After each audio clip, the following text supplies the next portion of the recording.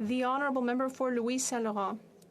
Mr. Speaker, 10 months ago, the Bloc Québécois Liberal Alliance has led to Quebec being treated with contempt when it comes to the CRTC legislation.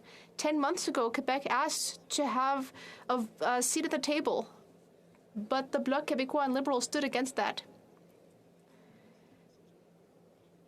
Due to the complicity of the Bloc Québécois, nothing has been done, despite what the National Assembly of Quebec is asking. Time is going by. We need to listen to Quebec. Will the Liberal Bloc finally understand that we need to strike a parliamentary committee to listen to Quebec's requests? The Honourable Minister of Canadian Heritage. Mr. Speaker, the bill was tabled more than a year ago. There have been a great many witnesses and meetings both in the House and the Senate, hundreds of hours of study, and now my colleague is finally sitting up and taking notice 1 year later, Mr. Speaker? He's basically doing even more to not pay any attention than Sleeping Beauty.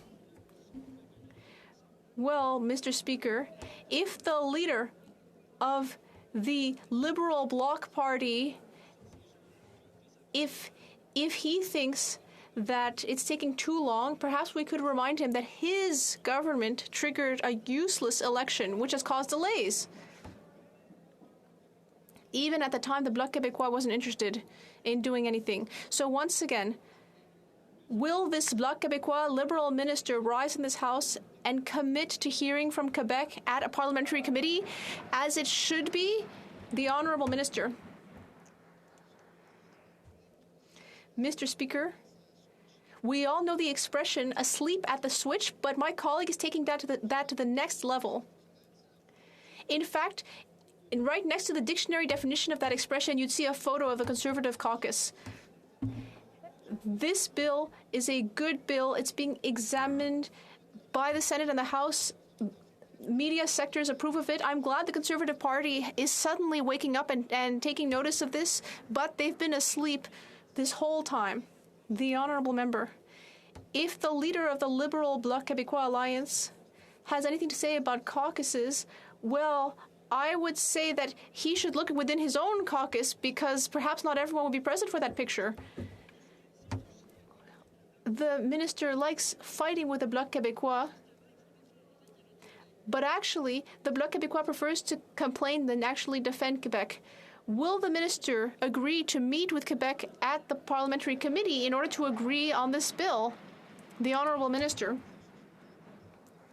Well, it is precisely in the interests of Quebec that the Liberal Party and the Bloc Québécois are working. This is like a groundhog that's finally getting up after a winter. Oh, I had such a great sleep. I'm so relaxed. And while the groundhog was drowsing in its cozy burrow, things were moving along. We have a good bill, we're doing the right thing, and we'll do that without the Conservatives, Mr. Speaker. The Honourable Member for Lévis-Lobinière. Mr. Speaker, the National Assembly of Quebec is asking for changes on Bill C-11 and C-5. The Ministers of Heritage and Justice have been called upon. Both of these pieces of legislation are supported by the Bloc Québécois Liberal Alliance, and they go against what the government of Quebec wants. Mr. Speaker, we have 2 Quebec ministers. They have been shamefully supported by the Bloc Québécois. Will they refuse the help requested by Quebec, and in so doing, disavow the Quebec nation? The Honourable Minister of Heritage. Mr. Speaker, I'm glad that my colleague didn't yell too loud, because he might have woken up his group of sleeping groundhogs. They've been there for a year while we've been debating. They've been sleeping in the Senate. They've been sleeping in the House of Commons.